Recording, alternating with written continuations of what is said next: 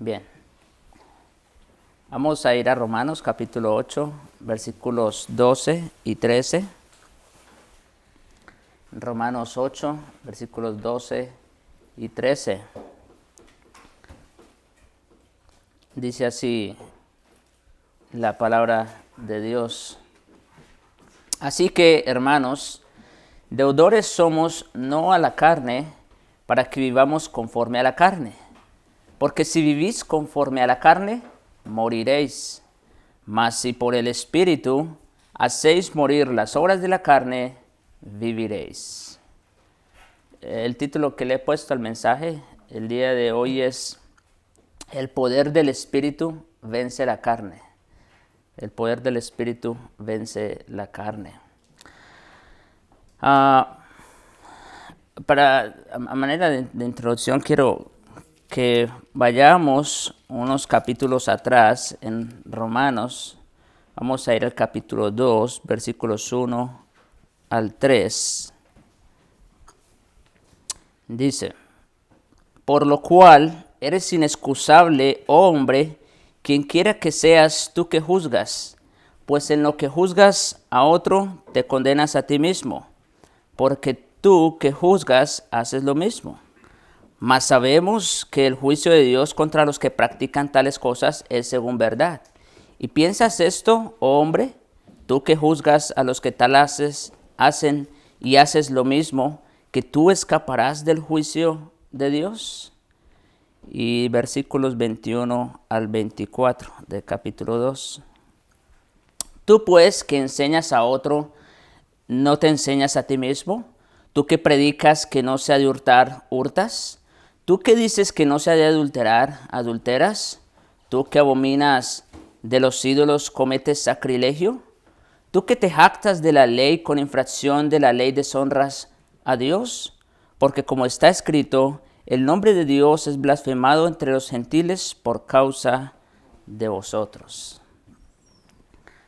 Estos textos ya fueron expuestos en su momento. Si quieren ir y revisar los sermones, ahí están en la página. Pero quiero traerlos más que nada para recordar una vez más el hecho de que nosotros como creyentes somos más responsables en el sentido de guardar la ley y de no pecar que los impíos, ¿verdad? Nosotros somos más responsables, esa es la idea. Como dice Richard Baxter: oh hermanos, es más fácil reprobar el pecado que vencerlo. Esas cuantas palabras tienen mucho contenido. Es más fácil reprobar el pecado que vencerlo. Hay muchos sastres que se visten de harapos al mismo tiempo que elaboran costosos vestidos para otros, y muchos cocineros que apenas pueden relamer sus dedos después de preparar para otros los platos más exquisitos. El que es vencido por alguno es hecho esclavo del que lo venció, dice Pablo también. La idea es, hermanos, que es muy fácil reprobar el pecado en otros. Sabemos lo que es pecado, todos lo sabemos definitivamente, y mucho más cuando lo vemos en otras personas. Es muy fácil identificarlo, pero es mucho más difícil vencerlo. Eso es lo difícil. Y sigue diciendo Baxter: cuídense de caer en esto, no sea que condenen el pecado y al mismo tiempo no lo venzan. No sea que mientras procuran condenarlo en otros, se inclinen ante él y se conviertan en sus esclavos. Y como dice Pablo en Romanos 6:16, si os sometéis a alguien como esclavos para obedecerle, sois esclavos de aquel a quien obedecéis, sea del pecado para muerte o sea de la obediencia para justicia. Así que nuestras vidas dicen mucho lo que somos en nuestro interior, en nuestro ser. Como dice otra vez, el que es vencido por alguno es hecho esclavo del que lo venció. Pablo, volviendo a nuestro texto en Romanos 8, Pablo acaba de dejar en claro en los versículos 5 al 11 que todo cristiano genuino es habitado por el Espíritu de Dios mismo y que por lo tanto su nueva vida espiritual no va a estar caracterizada por intereses y actividades mundanas y carnales. Eso no es lo que lo impulsa, no es lo que lo mueve a vivir o a hacer, sino por las cosas de Dios. Ahora, en los versículos 12 y 13, el énfasis del apóstol es la responsabilidad que el creyente tiene de vencer el pecado en su vida por medio del Espíritu que mora en él. Y básicamente eso es todo lo que vamos a ver el día de hoy. Es un solo punto, un solo encabezado, y tiene que ver con el poder del Espíritu. No hay manera, mis hermanos, no hay manera de que el creyente pueda vencer el pecado aparte del poder del Espíritu. Esa es la idea central del mensaje el día de hoy. Con la frase "así que", con la que empieza el versículo 12, Pablo hace recordar a sus lectores los magníficos privilegios de victoria sobre el pecado con que cuenta un cristiano gracias a que el Espíritu Santo reside en él. Eso es una ventaja enorme. Como les decía al principio, el creyente no tiene excusa para pecar. Somos más responsables de no pecar que los incrédulos, definitivamente. ¿Por qué? Porque contamos con la ayuda y el poder del Espíritu. En los 11 versículos anteriores del capítulo 8, él ha señalado, entre otras cosas, que los creyentes ya no se encuentran bajo la condenación de Dios, que han sido librados de la ley del pecado y de la muerte, que ya no están bajo la dominación del pecado y de la muerte. Ahora andan por el Espíritu, que tienen mentes ocupadas de lleno en el Espíritu y que tienen vida y paz por medio del Espíritu. Ahora, en los versículos 12 y 13, enseñan que en virtud de la obra y presencia del Espíritu Santo en sus vidas, los cristianos están capacitados para vencer el pecado y obedecer a Dios. Hasta entonces solo se ha dicho que contamos con la ayuda, ¿verdad? Que somos habitados por el Espíritu Santo. Eso entonces en consecuencia nos lleva, y es lo que sigue en estos versículos, a afirmar que todos los creyentes estamos capacitados para vencer el pecado y obedecer a Dios. Todas las exhortaciones bíblicas dadas a creyentes están basadas en las bendiciones y promesas que ya han recibido de parte del Señor. Eso es algo sumamente importante. El Señor no nos manda algo sin capacitarnos previamente, ¿verdad? Sin las provisiones que tenemos de su parte, nosotros seríamos incapaces de cumplir los mandamientos que recibimos de Él, ¿verdad? Por eso Agustín oraba: Señor, dame lo que pide y pídeme lo que quiera. Porque únicamente podremos nosotros hacer la obra de Dios cuando Él mismo nos ha capacitado para hacerla. Antes que el apóstol de la amonestación en el presente texto, él se refiere afectuosamente a sus lectores como hermanos. Ustedes verán allí en el versículo 12 donde dice: así que, hermanos, para identificarlos como cristianos, hijos de un mismo Padre, a quienes su Dios les promete victoria sobre la carne. Él escoge un término de estima e igualdad, no de superioridad o paternalismo, para referirse a sus hermanos y hermanas en Cristo. En otras palabras, al Pablo hablar sobre este tema tan importante en la vida del creyente, él no lo hace con autoritarismo, como creyéndose más que los otros, porque él sabe, como él mismo dice en Gálatas 6:1, que también puede ser tentado. Esa es la idea. A continuación, entonces, Pablo procede a establecer el patrón de Dios para la victoria sobre la carne. Como hijos de Dios, habitados por el Espíritu de Dios, los creyentes, dice en el versículo 12, somos deudores, escuchen, no a la carne, para que vivamos conforme a la carne. Ahora, la carne,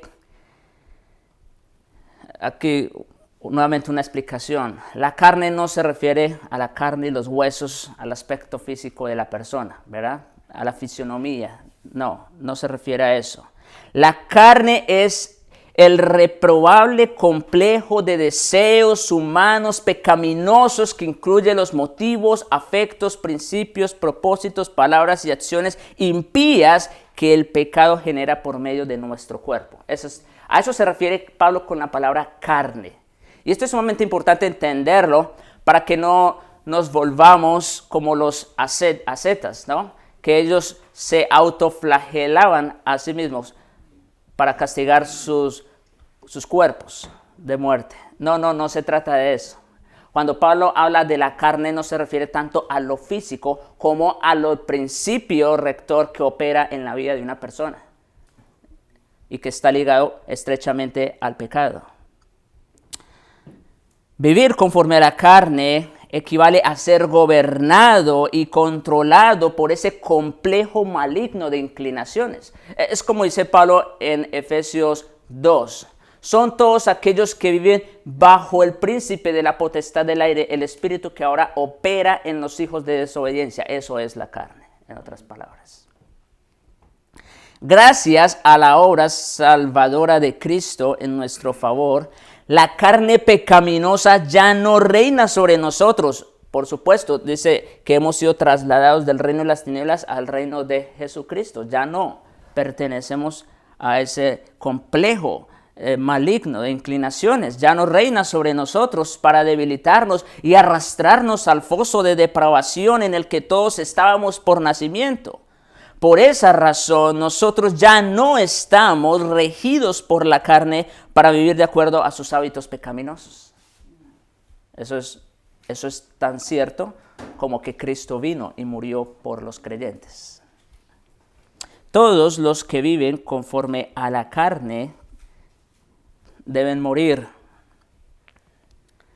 Todos los que viven conforme a la carne deben morir. El apóstol no está aquí haciendo una advertencia a los creyentes genuinos en el sentido de que pueden perder su salvación y ser condenados a muerte si recaen en alguna de las costumbres de la carne. No, por supuesto que eso no lo está poniendo en duda. Él ya ha dado la certeza absoluta de que ninguna condenación hay para los que están en Cristo. Más bien, lo que él está diciendo aquí es que una persona cuya vida está caracterizada por las cosas de la carne no es un verdadero cristiano y está muerto espiritualmente. Eso es lo que está diciendo Pablo, ¿verdad? Cuando dice, así que hermanos, deudores somos no a la carne para que vivamos conforme a la carne. No es un mandamiento, no. Eso es un indicativo, de hecho. Eso es una realidad en el creyente. En el creyente. Ahora, si aún estás obedeciendo y siguiendo los principios rectores del pecado en tu vida o la carne, entonces eso significa no que perdiste la salvación, sino que nunca has sido salvo, más bien. Si esa persona no acude a Cristo con fe verdadera, debe morir en la muerte segunda del juicio final de Dios. Ahora, esto es también sumamente interesante. El creyente debe morir. En otras palabras, más bien se debe decir, el creyente ya murió con Cristo. Lo vimos en Romanos 6, ¿recuerdan? El creyente ya ha muerto con Cristo y ha resucitado para andar en vida nueva. Eso sí. Pablo pasa a declarar nuevamente cuál es la razón por la que los cristianos genuinos ya no tienen deuda ni obligación para con el pecado, porque Pablo utiliza esa palabra, ¿no? Que estamos en deuda no con la carne.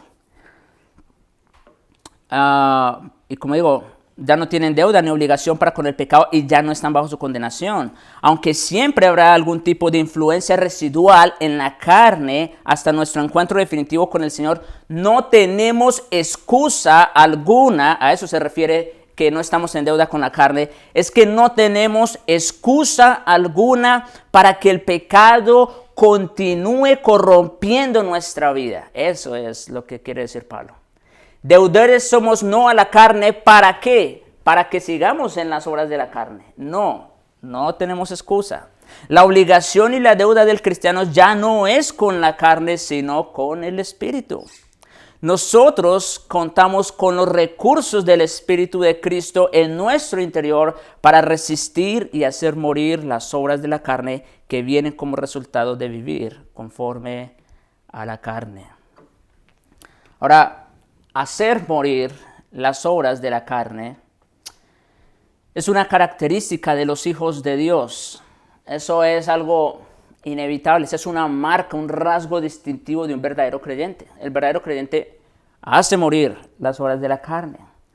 Como escribió también el teólogo escocés David Brown, si no matas el pecado te matará a ti.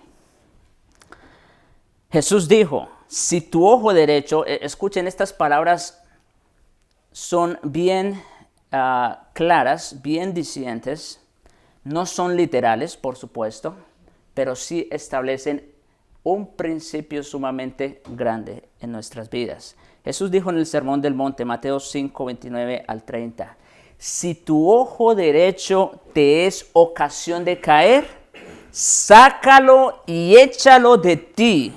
Pues mejor es que se pierda uno de tus miembros y no que todo tu cuerpo sea echado en el infierno. Y si tu mano derecha te es ocasión de caer, córtala y échala de ti. Pues mejor te es que se pierda uno de tus miembros y no que todo tu cuerpo sea echado en el infierno. ¡Wow! Qué palabras tan fuertes. También hay un sermón de ese tema. Ahí está en la página. El punto aquí es, como digo, no se trata de hacer algo literal, sino más bien que ninguna acción, escuchen mis hermanos, esto es para creyentes. Un incrédulo obviamente no está capacitado para esto, ya lo dijimos. Ninguna acción es demasiado drástica para lidiar con el pecado. Ningún precio es demasiado grande para lograr apartarnos del pecado y confiar en Jesucristo a fin de escapar de la condenación de la muerte eterna en el infierno. Eso es la idea de nuestro Señor Jesucristo aquí. Ninguna acción es demasiado drástica. O ningún precio es demasiado grande, ¿verdad? Hay cosas que simplemente, si nosotros sabemos que estamos mal, nosotros por el poder del Espíritu debemos rogar al Señor que haga con nosotros lo que Él tenga que hacer. Y muchas veces nos va a doler y nos va a costar. Pero lo va a hacer el Señor. Y debemos estar dispuestos a asumir ese precio por causa de nuestro pecado. Eso es lo que quiere decir el Señor aquí en estas palabras. Pablo incluye aquí uno de los muchos pasajes de autoexamen presentes en las Escrituras. Como se indicó anteriormente, la persona que no da evidencia de la presencia, el poder y fruto del Espíritu de Dios en su vida no puede alegar legítimamente que Cristo es su Salvador y Señor. O una persona que no da evidencia de la presencia, el poder y el fruto del Espíritu no puede alegar que es verdadero creyente. El otro lado obvio de esa verdad es que la persona cuya vida está caracterizada por las costumbres pecaminosas de la carne, todavía está en la carne y no es de Cristo.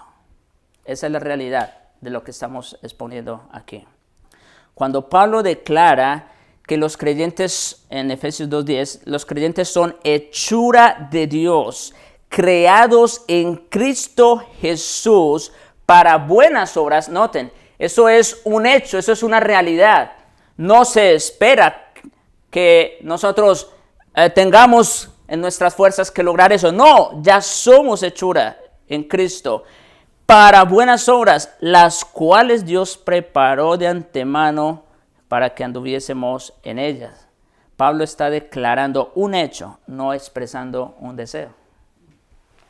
Eso es una realidad en el creyente. El creyente ya no vive para sí, sino para aquel que murió y dio su vida en rescate. Al igual que muchos de los miembros de la iglesia en Corinto, es inevitable que un cristiano inmaduro y desobediente recaiga en un hábito carnal. Por eso Pablo se dirige a ellos como inmaduros, ¿no? 1 Corintios 3:1. Después de haber sido un apóstol durante muchos años, Pablo mismo confesó que ni siquiera él era espiritualmente impecable. Esto solamente para hacer un balance. No estamos hablando aquí de perfección, ¿verdad? No, no estamos hablando de perfección. Estamos hablando de cuáles son los deseos genuinos internos del verdadero creyente. Mire cómo dice Pablo de sí mismo, no que lo haya alcanzado ni que ya sea perfecto, sino que prosigo. ¿Ven? No lo había alcanzado, no era perfecto, pero ¿cuál era su propósito? Prosigo para ver si logro asir aquello para lo cual también fui asido por Cristo Jesús. Hermanos, yo mismo no pretendo ya haberlo alcanzado, pero una cosa hago, ¿qué? Olvidando ciertamente lo que queda atrás y extendiéndome hacia lo que está delante, prosigo a la meta, al premio del supremo llamamiento de Dios en Cristo Jesús. No porque Pablo sabía que no iba a ser perfecto en esta vida, entonces Pablo se echaba a dormir. Señor, pues es que yo no puedo. Mientras esté en este cuerpo de muerte, entonces voy a estar tranquilo. No, ¿qué dice? Prosigo a la meta, al premio del supremo llamamiento de Dios en Cristo Jesús, olvidando todo lo que había pasado. Pablo no había alcanzado todavía una justicia perfecta en Cristo, aunque ese era el objetivo supremo de su vida. Aunque su carne a veces le impedía avanzar e interrumpía temporalmente el gozo pleno de su comunión con Cristo, el deseo básico de su corazón era obedecer y agradar al Señor. Otra vez, estamos hablando de ese deseo supremo en el corazón del creyente. Ese deseo básico de su corazón, no de una vida perfecta.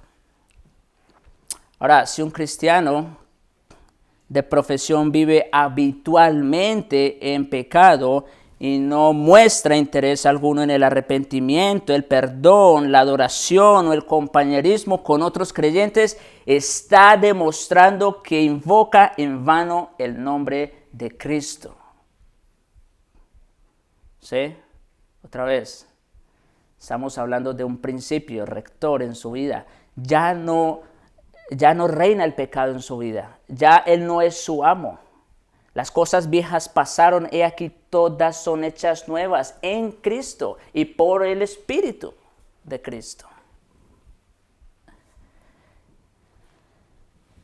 Muchos falsos cristianos en la iglesia trabajan duro para que sus vidas se mantengan puras en apariencia, porque gracias a ello otras personas los tienen en alta estima y porque se sienten más orgullosos de sí mismos cuando actúan moralmente y con benevolencia que cuando no lo hacen. No obstante, hacer el bien por amor propio y no por amor a Dios no es hacer el bien en absoluto, sino una mera proyección hipócrita del pecado y el egoísmo del hombre, como ocurría con los fariseos. Ellos no corregían el pecado en sus vidas. Bueno, primero que todo porque no estaban capacitados, no tenían al Espíritu de Dios, pero aparte porque en realidad solo era hipocresía. Y lo mismo ocurre con muchos creyentes de profesión en nuestros días. Solo quieren proyectar una imagen o sentirse bien con ellos mismos, y eso no es obediencia a Dios en absoluto. Por otra parte, el patrón en la vida de un creyente mostrará que esa persona no solamente profesa a Cristo, ¿verdad? Muchos me dirán en aquel día, Señor, sí, no se trata de hacer una profesión de fe simplemente, no, sino que vive su vida por el Espíritu de Cristo. Por eso Pablo dice, ya no vivo yo, vive Cristo en mí, y lo que ahora, aquí y ahora, vivo en la carne, ¿qué dice? Lo vivo en la fe del Hijo de Dios, el cual me amó y se entregó a sí mismo por mí. Otra vez, eso no es un mandamiento, no es un deseo, eso es un hecho en el creyente. En consecuencia, esa persona posee la vida eterna que Cristo le ha dado y persevera en ella hasta el fin. Por supuesto, los creyentes somos guardados y preservados por Dios, definitivamente. Y Dios, a su vez, implanta el deseo de que el creyente persevere hasta el fin. Y el que persevera hasta el fin será salvo. Por eso nosotros creemos en la perseverancia de los santos también. De forma invariable, el pueblo de Dios cae otra vez en pecado cuando su enfoque se aleja del Todopoderoso y es puesto en ellos mismos y las cosas del mundo. Por esa razón, Pablo exhortó a los creyentes de Colosas, en Colosenses 3, 1 al 3, lo siguiente. Si pues habéis resucitado con Cristo, escuche, buscad las cosas de arriba, donde está Cristo sentado a la diestra de Dios. Poned la mira en las cosas de arriba, no en las de la tierra, porque habéis muerto y vuestra vida está escondida con Cristo en Dios. Eso es una tremenda noticia. Pero implica también una responsabilidad, ¿sí se dan cuenta? Hemos sido unidos a Cristo en su muerte y resurrección, definitivamente. Y por lo tanto, ¿qué debemos buscar? Cristo también lo dijo en Mateo 6:33, buscad primeramente el reino de Dios y su justicia. Es lo que dice Pablo aquí, buscad las cosas de arriba. 2 veces dice lo mismo, ¿sí se dan cuenta? Poned la mira en las cosas de arriba, dice otra vez. Seguidamente, el apóstol da una lista parcial pero representativa de pecados que los cristianos deben matar al considerarse a sí mismos como muertos a ellos. Es decir, en virtud de que hemos muerto al pecado en Cristo, estas cosas deben ir desapareciendo de nuestra vida. Versículos 5 al 10 de Colosenses 3. Fornicación, impureza, pasiones desordenadas, malos deseos y avaricia, que es idolatría. Cosas por las cuales la ira de Dios viene sobre los hijos de desobediencia. Por supuesto, si nosotros hemos sido cambiados en nuestro estatus legal, hemos pasado de ser hijos de ira a ser hijos de Dios, pues esas cosas ya no deben reinar o prevalecer en nuestra vida, ¿no es cierto? En las cuales, mire lo que dice Pablo, en las cuales vosotros también anduvisteis en otro tiempo cuando vivíais en ellas.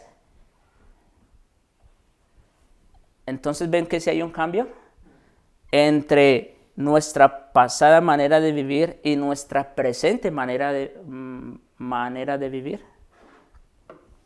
Pero ahora, mire cómo dice Pablo, ahora dejad también vosotros todas esas cosas, ira, enojo, malicia, blasfemia, palabras deshonestas de vuestra boca. No mintáis los unos a los otros, habiéndoos despojado del viejo hombre con sus hechos y revestido del nuevo, el cual conforme a la imagen del que lo creó se va renovando hasta el conocimiento pleno.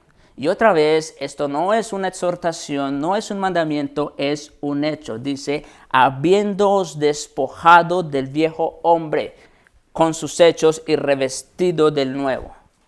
Eso fue un hecho, eso fue ya algo que ocurrió en el creyente. Pero porque eso es un hecho, porque eso es una realidad, entonces el creyente está capacitado para dejar todo lo demás.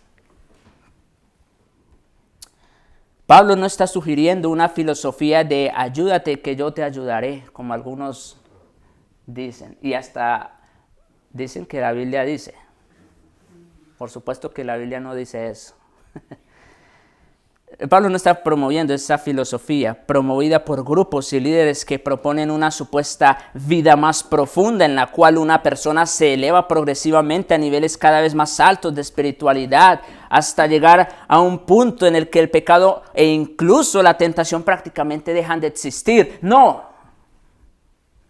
Mientras estemos en nuestros cuerpos de muerte, vamos a seguir siendo tentados. Cristo fue tentado siendo Dios. ¿Sí? No se trata de que vamos a dejar de ser tentados, se trata de cómo vamos a lidiar con esas tentaciones más bien. Esa es la idea.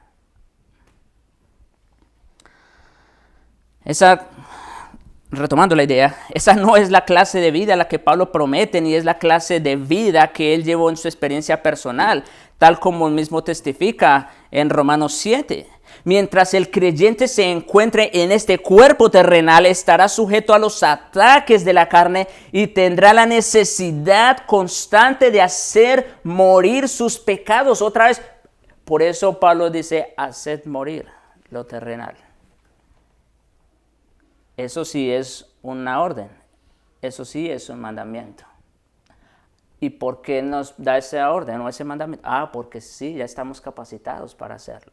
Porque ya no pertenecemos a la carne, ya no estamos sujetos a sus deseos, a sus pasiones. Ahora somos nueva criatura, resucitamos con Cristo para andar en vida nueva. Tenemos al Espíritu Santo de nosotros, dentro de nosotros. Únicamente en el cielo terminará esta necesidad de santificación práctica. Hasta entonces, todos los creyentes son exhortados a hacer morir el pecado y vivir en y para su nuevo soberano, el Señor Jesucristo. Bien, mis hermanos, esto es una buena noticia y es una exhortación a la vez.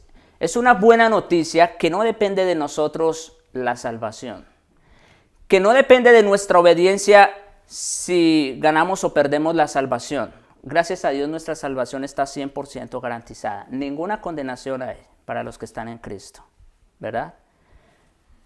Sin embargo, eso conlleva una exhortación y es que como ahora le pertenecemos a Cristo y el Espíritu de Cristo está en nosotros, pues entonces nuestras vidas han de conformarse precisamente a esa noticia. Ahora, las Escrituras ofrecen a los creyentes muchas ayudas para evitar y matar el pecado en sus vidas. Rápidamente, esto no es una lista exhaustiva, solo representativa más bien, pero rápidamente vamos a ver 3 o 4 cosas en que las Escrituras nos ofrecen ayuda para lidiar con el pecado. En primer lugar, resulta imperativo reconocer la presencia del pecado en nuestra carne. Eso es lo primero. Y aquí tenemos que volver, de hecho, a la primera bienaventuranza. ¿Sí se acuerdan en Mateo 5? Bienaventurados los pobres en espíritu. Bueno, aún como creyentes, debemos reconocer que sin Cristo todo lo que podemos hacer es pecar, ¿verdad? Aparte de Cristo y aparte de la ayuda y el poder del Espíritu, todo lo que podemos hacer, pecar. Entonces, eso es lo primero que tenemos que reconocer, la presencia del pecado en nuestra vida. Debemos estar dispuestos a confesar francamente con Pablo, como dice en Romanos 7:21, que queriendo yo hacer el bien, hallo o me encuentro con esta ley, que el mal está en mí. Eso es lo primero que debemos reconocer nosotros como creyentes. Que el mal está en mí. Ahora, escuchen la diferencia. No que el mal impera en mí, eso es diferente. Quien impera es Cristo.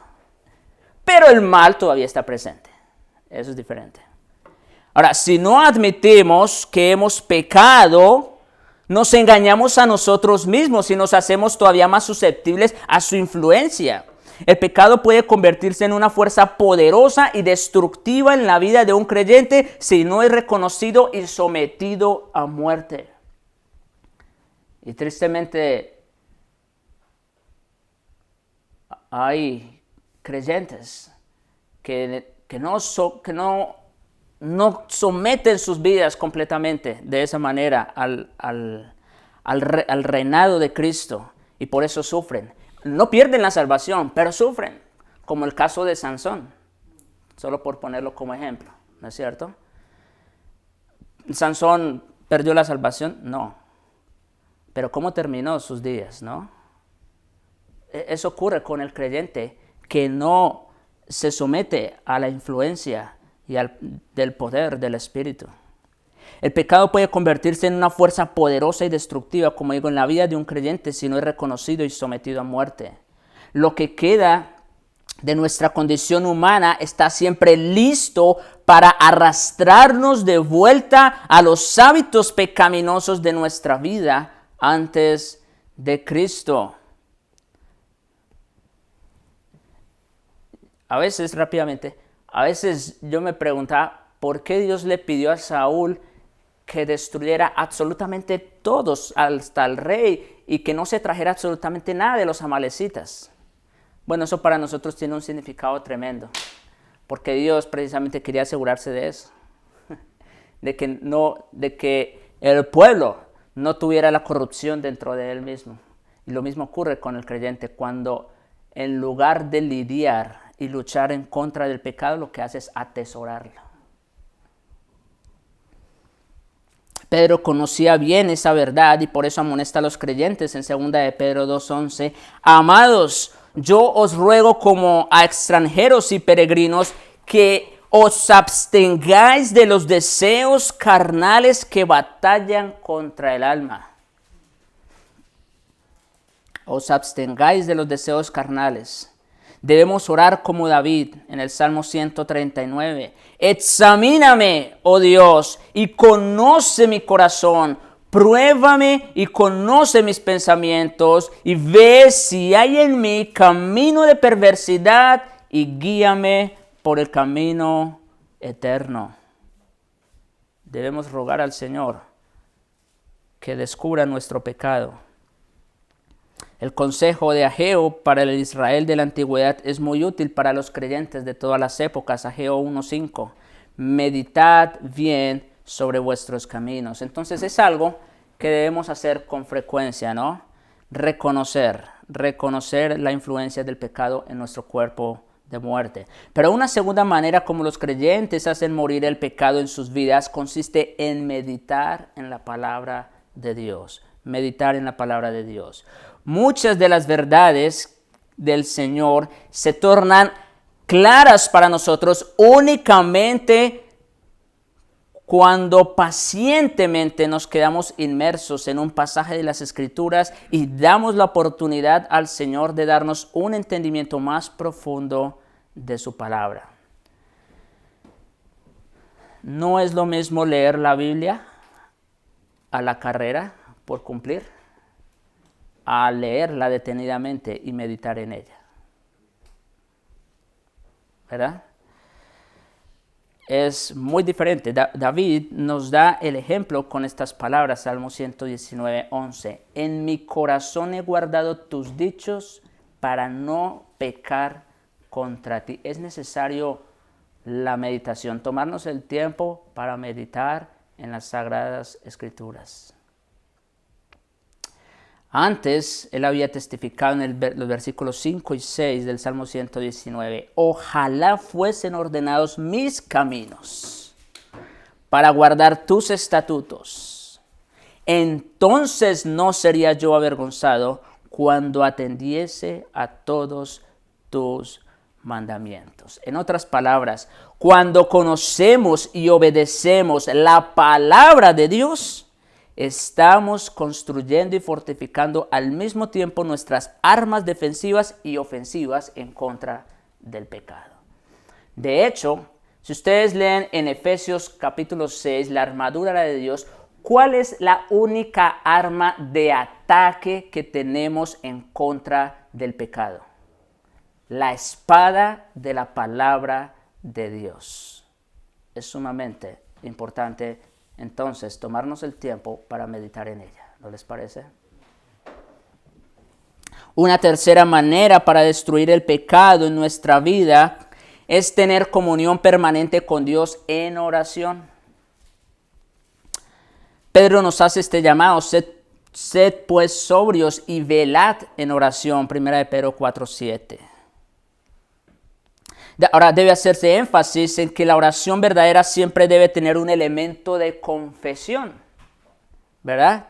Aunque tenemos la seguridad y la certidumbre de que pertenecemos a Dios y que somos libres por completo de la condenación, también sabemos que nunca podemos venir ante Él completamente libres de pecado. Por eso siempre que nos acerquemos al trono de la gracia, una de las primeras cosas que debemos reconocer ante Dios es nuestro pecado y confesarlo. Como David: contra ti solo he pecado y he hecho lo malo delante de tus ojos, para que seas tenido por puro en tu...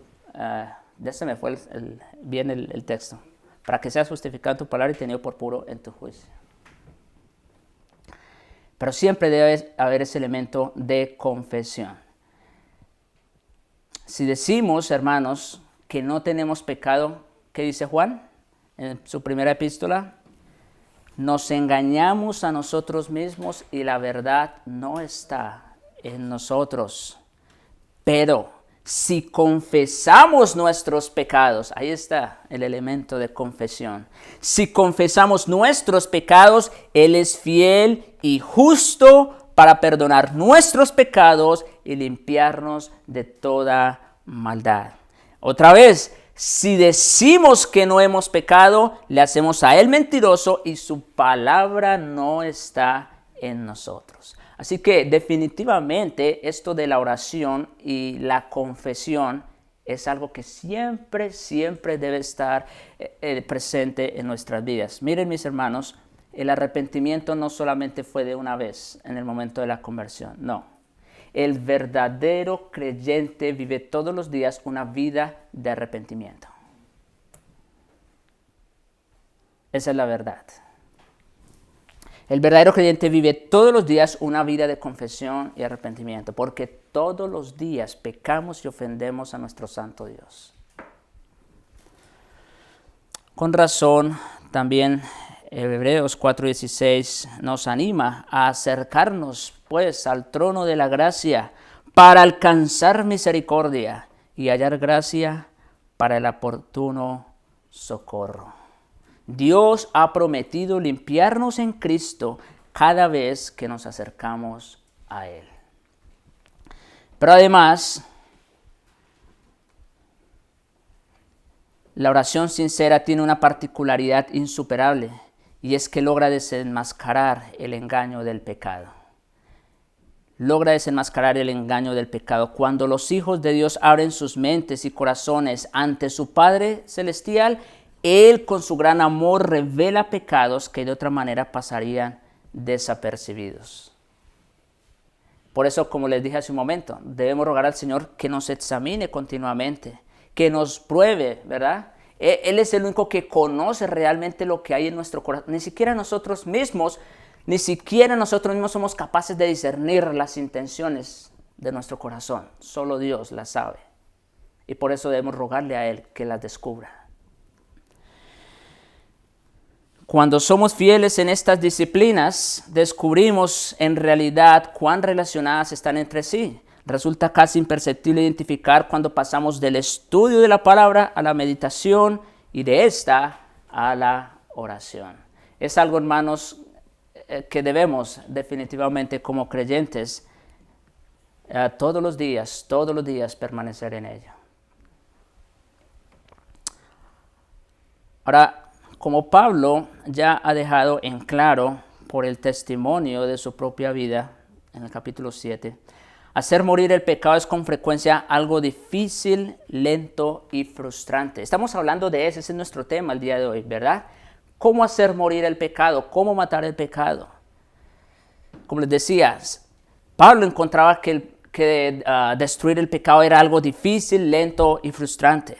Satanás es el gran adversario del pueblo de Dios y siempre está dispuesto a hacer todos los esfuerzos posibles para arrastrarlos otra vez hacia el pecado. Miren, otra vez, mis hermanos. Por eso el Señor nos insta a velar y orar. Por eso Pablo también dice, sed sobrios y velad en oración.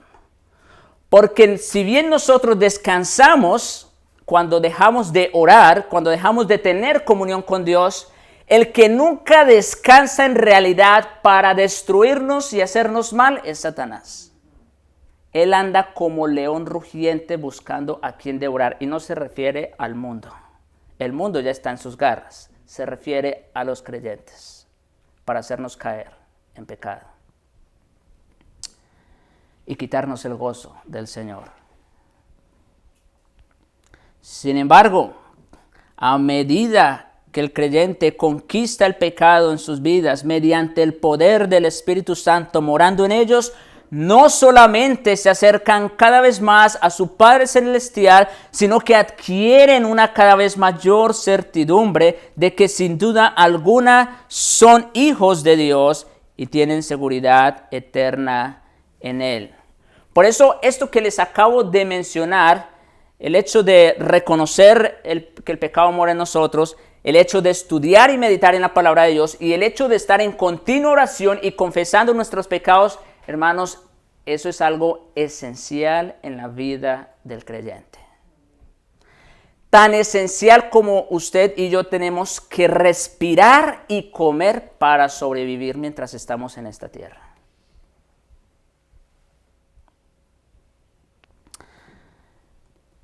El pecado producido por la carne que queda y en la cual permanece temporalmente atados los creyentes es todo lo que se coloca como un estorbo entre ellos y la vida piadosa perfecta.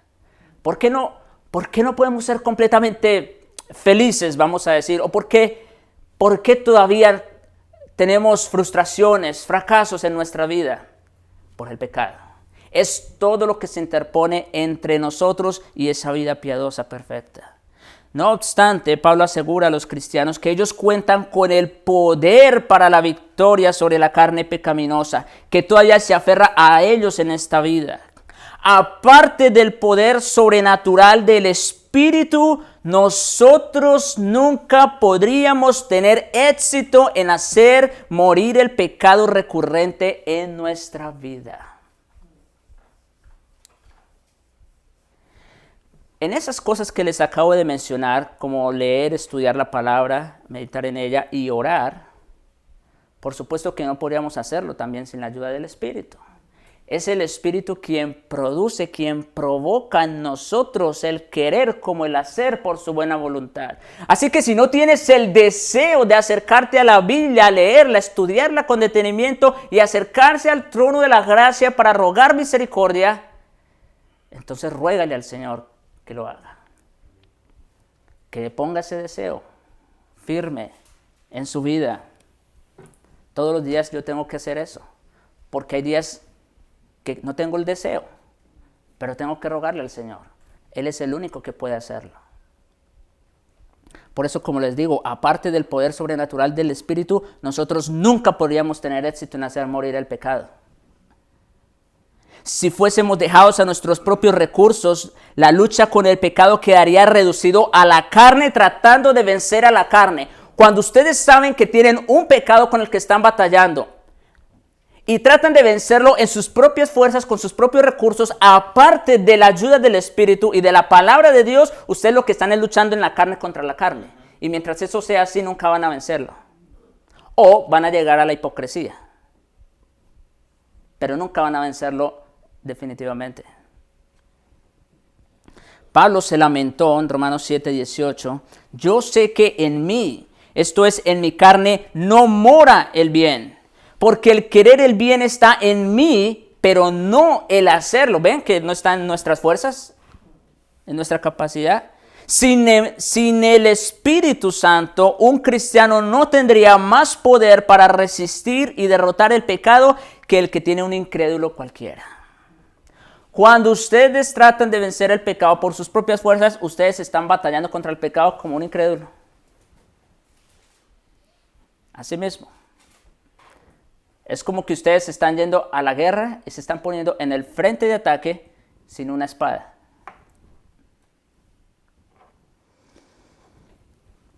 Lo que Pablo quiere mostrar en Romanos 8:13, cuando dice que por el Espíritu es que hacemos morir las obras de la carne, es que el poder del Espíritu que mora en ellos, o más bien, por el poder del Espíritu que mora en ellos, los cristianos están en capacidad de resistir con éxito y destruir el pecado en sus vidas. Eso es lo que está diciendo Pablo allí. Como dice en 2 Corintios 10:4, las armas de nuestra milicia no son carnales. Como dice también en Efesios, porque nuestra lucha no es con carne ni con sangre. Por eso no es en la carne que vamos a vencer, sino con principados, huestes espirituales de maldad en las regiones celestes. Entonces las armas de nuestra milicia no son carnales, sino poderosas en Dios para la destrucción de fortalezas. Esta confianza en el poder del Espíritu Santo es lo que da esperanza en medio de la frustración que Pablo expresó en Romanos 7.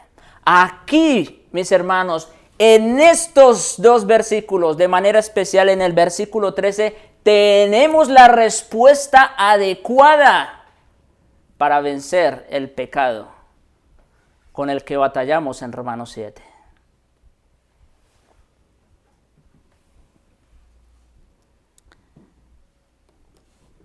Hablando acerca del conflicto de un creyente con el pecado, Pablo dijo a los Gálatas 5:17, el deseo de la carne es contra el del espíritu, y el del espíritu contra la carne, y estos se oponen entre sí para que no hagáis lo que quisierais. Y más adelante, versículos 24 y 25, los que son de Cristo, escuchen, han crucificado la carne con sus pasiones y deseos. Subrayen ese versículo. Eso no es una orden, eso no es un mandamiento, eso no es un deseo del apóstol, eso es un hecho. Los que son de Cristo han crucificado la carne con sus pasiones y deseos, o de otra manera no son creyentes. Por eso el deseo de la carne es contra el del espíritu, como dijo arriba en el versículo 17. Y si no, no habría ningún conflicto. Pero el conflicto es porque ya nuestra carne ha sido crucificada con sus pasiones y deseos. Si vivimos por el Espíritu, andemos también por el Espíritu. Es decir, si ya no es la carne la que gobierna nuestras vidas, sino el Espíritu, pues andemos en conformidad a nuestra guía. En otras palabras, puesto que nuestra vida interior y espiritual es la morada del Espíritu Santo, y ya dijimos lo que significa morada, ¿no? No es de visita, es una residencia permanente. Puesto que nuestra vida interior espiritual es morada o residencia del Espíritu Santo, nuestro comportamiento debiera ser conforme a su voluntad y en su poder. Por medio del Espíritu Santo que mora en su interior, todo cristiano verdadero tiene el recurso divino por excelencia para tener victoria sobre Satanás, sobre el mundo y sobre el pecado. Ven, como dijimos al principio, que una cosa es reprobar el pecado y otra cosa es vencerlo, ¿no? Muchos reprueban el pecado. Muchos impíos reprueban el pecado también. Saben que hay cosas que son malas y no las hacen por X o Y razón. Pero una cosa es reprobar el pecado y otra cosa es vencerlo. Y la única manera, el único recurso que ningún otro tiene a disposición, sino únicamente el creyente, es el poder del Espíritu Santo que habita en su interior. Hermanos, no hay palabras, no puedo decir absolutamente nada más, es todo lo que nosotros tenemos y en realidad es lo único que necesitamos para vencer el pecado. Oremos.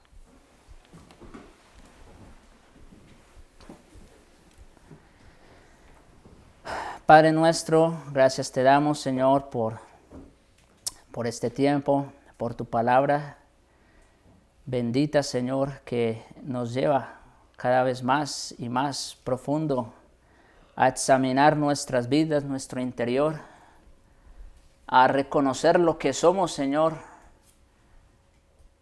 pero también nos lleva a mirar hacia el frente.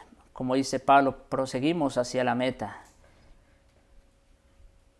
Gracias, Señor, te damos por tu Espíritu, porque de otra manera, Señor, de otra manera ya estaríamos vencidos antes de empezar la guerra.